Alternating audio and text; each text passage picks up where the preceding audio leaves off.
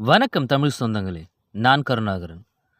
நீங்க பார்க்கக்கூடிய இந்த மரமானது நோனி மரம். நம்ம பகுதிகள்ல நொணா மரம்னு சொல்லுவாங்க. இதற்கு பலவிதமான பெயர்கள் உண்டு. நூற்றுக்கணக்கான பெயர்கள் உண்டு. Morinda citrifolia, Indian mulberry, beach mulberry, cheese fruit, vomit fruit. என்னடா இது வாமிட் ஃப்ரூட்டுன்னு? வாமிட் ஃப்ரூட்டுன்னா வாந்தி வர பழங்கன்னு தமிழ்ல பெயருங்க.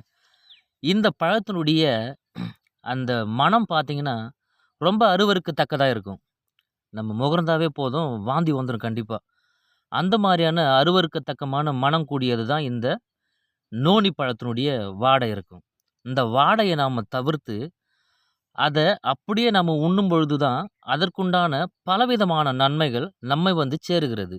வாடைய பார்த்து தயவுசெய்து யாரும் இத தவிர்த்திடாதீங்க. கடையில கிடைக்கிற ஜூஸ விட பழமே மிகச்சிறந்தது.